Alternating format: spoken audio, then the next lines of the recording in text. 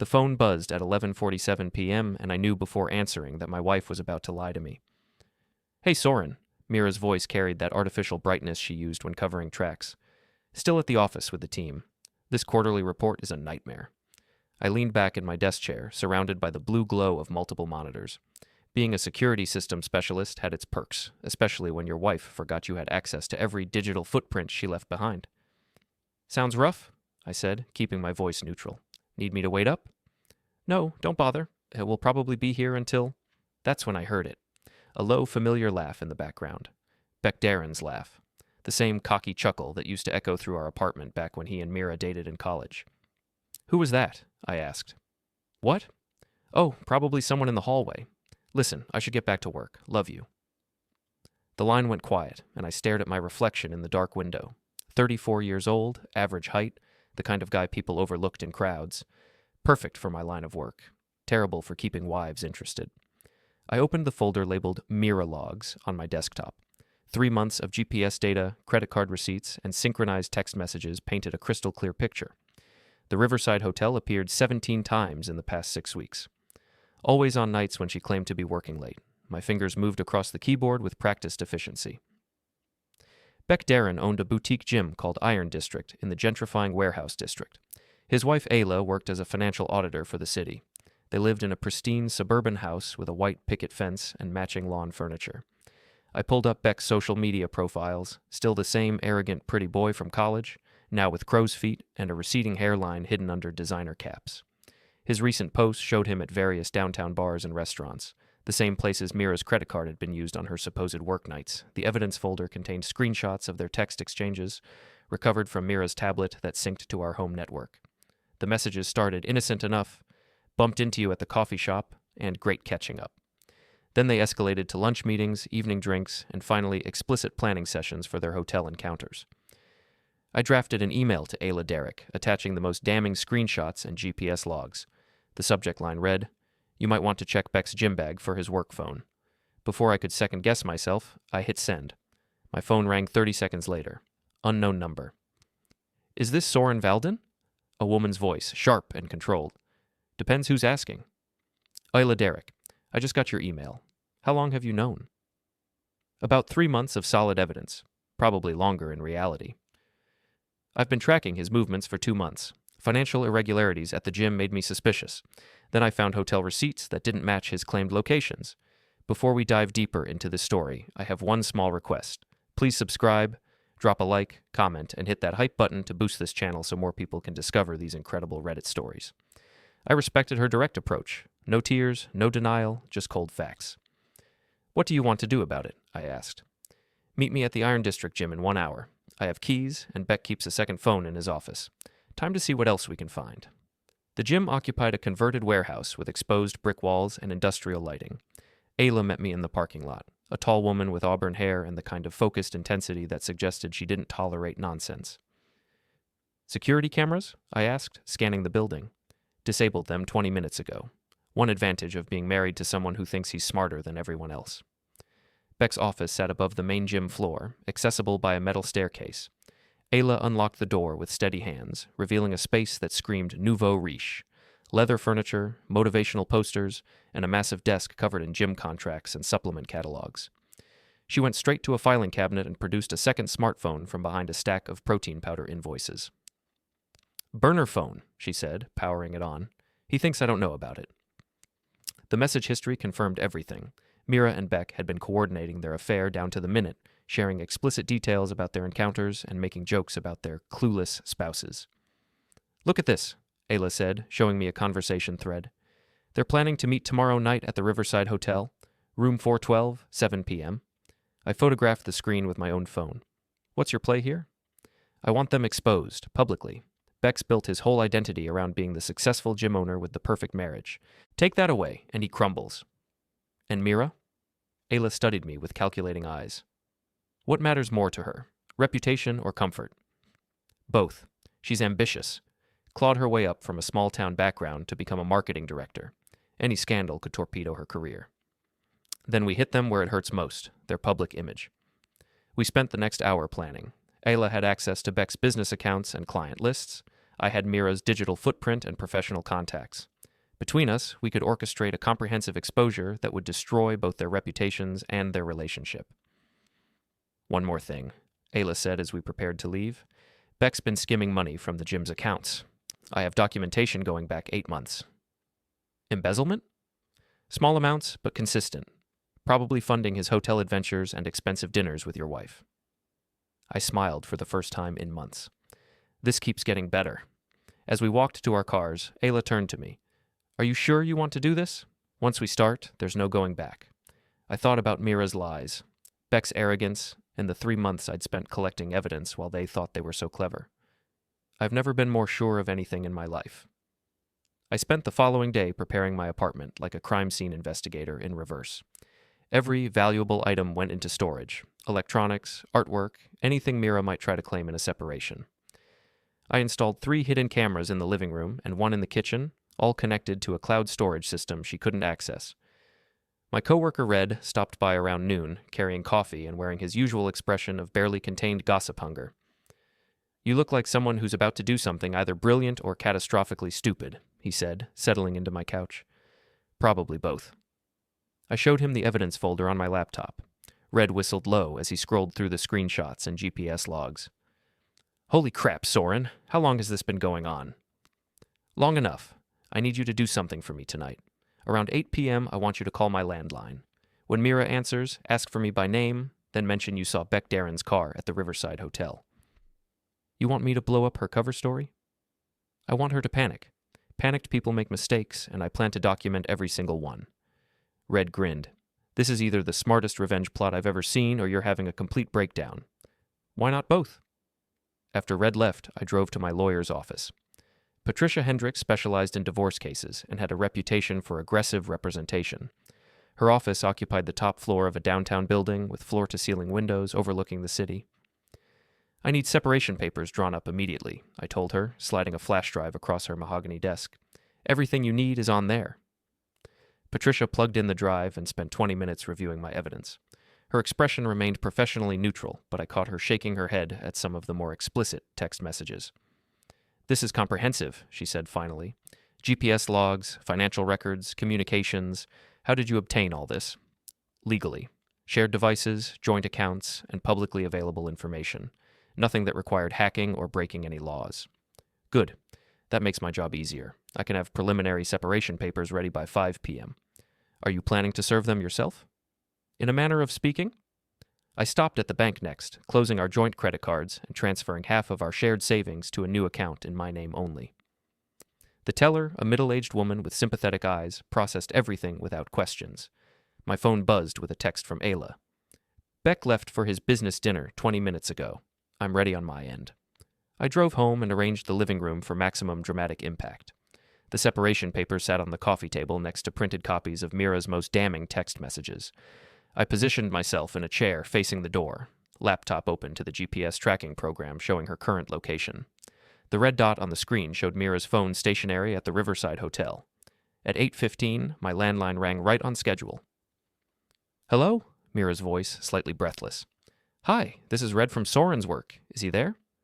No, he stepped out. Can I take a message? Just tell him I saw Beck Derron's car at the Riverside Hotel when I drove past. Thought it was weird since I know Beck's married to someone else. Anyway, no big deal. The line went quiet for several seconds. I'll tell him you called. She hung up, and I watched the GPS dot start moving immediately. Mira was heading home in a hurry. 23 minutes later, her key turned in the lock. She entered wearing the black dress she claimed made her look professional, her makeup slightly smeared and her hair disheveled. Hey, she said, trying for casual and missing by miles. You're home early. Actually, I'm home exactly when I always am. You're the one with the unusual schedule lately. She froze in the doorway, scanning the room.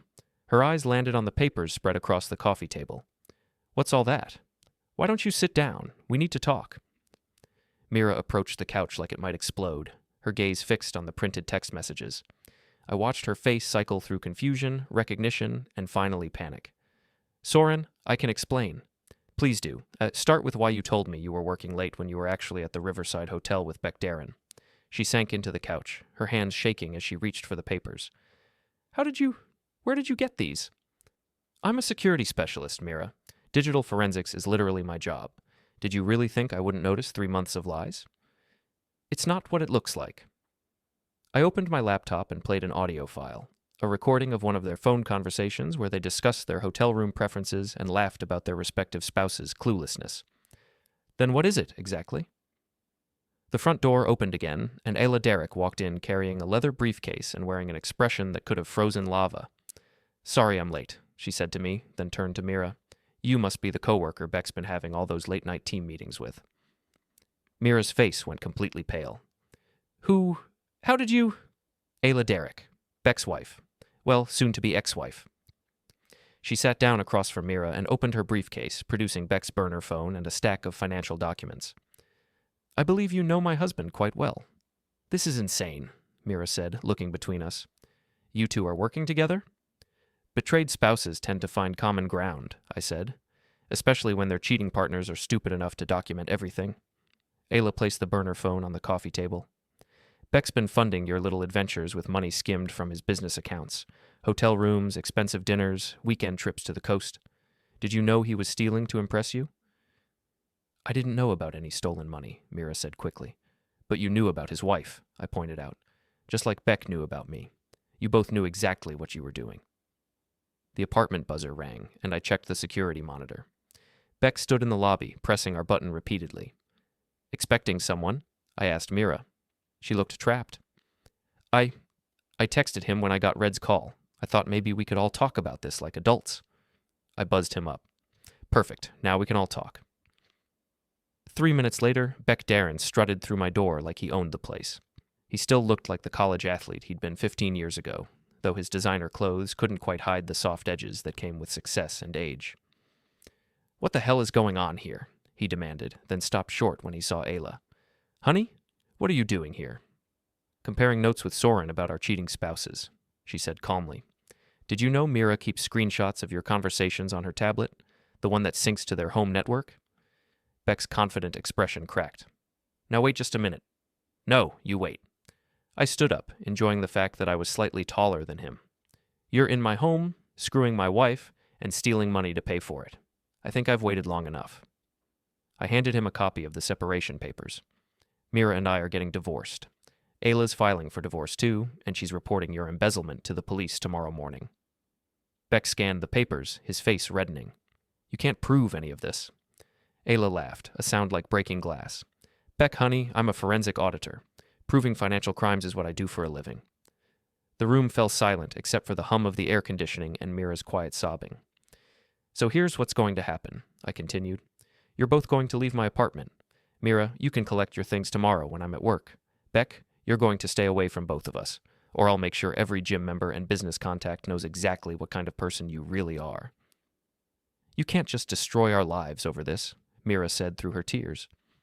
I looked at her, really looked at her, for what I knew would be the last time as her husband. Watch me. The next morning, I arrived at Valden Security with a sense of purpose I hadn't felt in months. My boss, Jim Crawford, waved me into his office before I could reach my desk. You look different, he said, studying my face. More focused. Personal issues resolve themselves. I'm ready to take on more responsibility. Jim smiled. Good timing. We just landed the contract for the downtown business district's security upgrade. I need someone to oversee the installation. I'll handle it personally. The promotion came with access to the security systems for half the businesses in the city center, including the building where Mira worked. I spent my lunch break reviewing the camera feeds and access logs for Hartwell Marketing, noting the times Mira had left early on days she claimed to be working late. My phone buzzed with a text from Ayla. Phase 2 ready, Beck's at the gym. I drove to Iron District, parking across the street where I could observe without being seen. The gym occupied prime real estate in the trendy warehouse district, its floor-to-ceiling windows offering a clear view of the workout area. Beck stood near the free weights, talking to a group of his regular clients, successful professionals who paid premium rates for the exclusive atmosphere. He gestured animatedly, probably telling them about some new training technique or supplement. I walked in wearing workout clothes and carrying a gym bag. The receptionist, a college-age girl with purple hair, looked up from her magazine. Can I help you? I'm thinking about joining. Mind if I look around? Sure, just sign this waiver. I toured the facility, making mental notes of the layout and listening to conversations. Beck's voice carried across the main floor as he worked with a client near the boxing ring. The secret is consistency, he was saying. Whether it's training, business, or relationships, you have to stay committed. I approached the group, timing my arrival during a rest period between sets. "Excuse me," I said to Beck. "Aren't you the guy married to Ayla Derrick from the city auditor's office?" Beck's smile faltered slightly. "Yeah, that's right. Do I know you?" "Soren Valden. I work in security systems. My wife mentioned meeting you at some work function." "Oh, right. Mira. Nice woman." "She is. Though I have to ask, when exactly did you meet her at a work function? Because I handle security for most of the business events in town, and I don't recall seeing you at any of them." The clients around us had stopped their conversations to listen. Beck's face reddened as he realized he'd been caught in a lie. "I think there might be some confusion." "No confusion at all. See, I'm really good with details. Dates, times, locations. It's what I do for a living." I pulled out my phone and showed him a screenshot of his GPS data. "Like how your car was at the Riverside Hotel last Tuesday when you told these gentlemen you were visiting equipment suppliers." The gym went quiet except for the sound of weights being set down and treadmills slowing to a stop. "You need to leave," Beck said, his voice tight with controlled anger. "Actually, I think your clients need to know what kind of person they're trusting with their money." I raised my voice slightly. "Did you know Beck's been skimming from the gym's accounts to fund his affair with my wife?" One of the clients, a well-dressed man in his 50s, stepped forward. "Is this true?" "It's a misunderstanding," Beck said quickly. "No misunderstanding. His wife Ayla has been tracking the missing money for months. She's filing a police report this afternoon." I walked toward the exit, leaving Beck to face the questions and accusations from his clients. Through the window, I could see him gesturing frantically, trying to explain himself to a rapidly dispersing crowd. My next stop was Hartwell Marketing. I parked in the visitor lot and called Mira's direct line. "Mira Valden speaking. It's me. We need to talk." "Soren, please, can't we work this out? I made a mistake, but we can get past this. Meet me in the parking lot, 5 minutes." She appeared at the building entrance wearing a conservative blue suit and an expression of desperate hope. I handed her a manila envelope through my car window. "What's this?" "Copies of everything. Text messages, hotel receipts, GPS logs, photos. Your boss gets a set tomorrow morning unless you resign today." "You can't be serious." "I'm completely serious. You've been lying to your employer about your whereabouts, using company time for personal activities, and claiming false overtime. That's grounds for immediate termination and possible legal action." Mira's hands shook as she opened the envelope. "This will ruin my career." "Should have thought about that before you decided to cheat on your husband. What do you want from me?" "I want you to disappear from my life completely. Resign from your job, find work in another city, and never contact me again." "And if I don't?" I started my engine. "Then everyone in your professional network gets to see exactly what kind of person you really are." That evening, I met Ayla at a coffee shop near her house. She looked tired but satisfied, like someone who'd just completed a difficult but necessary task. "Beck's gym is in chaos," she reported. "Half his clients canceled their memberships this afternoon. The other half are demanding refunds." "And the financial investigation?" "Filed the police report at 3 p.m. Detective Morrison says they'll have enough for charges by the end of the week." I showed her my phone, which had been buzzing with notifications all afternoon. Someone created a social media account called Cheater Alert and posted photos of Beck's car at the hotel, along with screenshots of his messages with Mira. Ayla smiled innocently. "How terrible. The internet can be so cruel." Mira resigned from her job an hour ago. Her boss called me personally to apologize for not noticing her suspicious behavior sooner. "Where will she go?" "Not my problem anymore." We sat in comfortable silence, watching traffic pass outside the window. Two strangers brought together by betrayal, now bound by the satisfaction of justice served. "Do you think we went too far?" Ayla asked. I thought about the 3 months of lies, the humiliation of being deceived by someone I'd trusted completely, and the arrogance of two people who thought they were smarter than everyone around them. "No," I said. "I think we went exactly far enough." 3 weeks later, I received a call that would bring everything to a dramatic conclusion. "Soren, it's Ayla. Beck's planning something. He's been making calls all morning, and I heard him mention your name." I was at my new apartment, a modern place downtown with better security and no memories of Mira. "What kind of calls?" "He's organizing some kind of confrontation. Tonight at the gym, he's convinced he can salvage his reputation if he can prove you and I conspired to frame him." "Let him try. We have nothing to hide." "There's more. Mira's back in town. I saw her car at Beck's apartment this morning. That got my attention. Mira had supposedly left for a job in Portland, keeping her promise to disappear from my life. If she was back, it meant Beck had convinced her to help him with whatever scheme he was planning. "What do you want to do?" I asked. "End this once and for all. Tonight's fight night at Iron District. Beck's putting on a show to try and win back his clients. I say we give him a show he'll never forget." Fight night at Iron District drew crowds from across the city. The gym's main floor had been converted into a makeshift arena, with a regulation boxing ring surrounded by folding chairs and temporary bleachers. Despite the recent scandals, Beck had managed to attract a decent crowd, probably people hoping to witness more drama. I arrived early and positioned myself near the back, wearing a baseball cap and keeping a low profile. Ayla sat on the opposite side of the crowd, her auburn hair hidden under a dark hoodie. Beck worked the room like a politician, shaking hands and making small talk with anyone who would listen. He'd lost weight over the past few weeks, and his usual confident swagger had been replaced by the desperate energy of someone fighting for survival. The preliminary fights went smoothly, local amateurs throwing punches while the crowd cheered and placed informal bets. Beck provided commentary between matches, trying to recapture his role as the charismatic gym owner everyone respected. During the intermission before the main event, Beck climbed into the ring and grabbed the microphone. "Ladies and gentlemen, before we continue with tonight's fights, I need to address some rumors that have been circulating about me and this gym." The crowd quieted, sensing drama.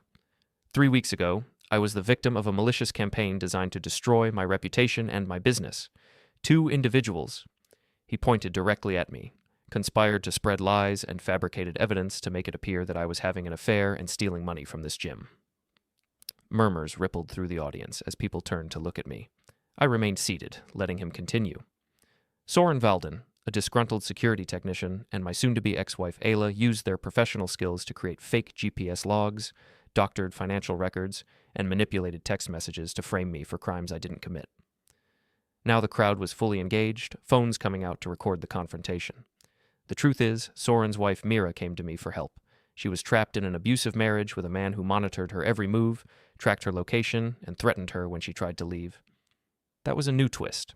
I had to admire Beck's creativity, even as I prepared to destroy it. Mira and I met for coffee a few times, purely as friends, while she worked up the courage to escape her situation. But Soren discovered our innocent meetings and twisted them into something sinister. Beck gestured toward the crowd, and Mira emerged from behind the bleachers. She looked different, thinner, more fragile, playing the role of the abused wife perfectly. "Tell them, Mira. Tell them what really happened."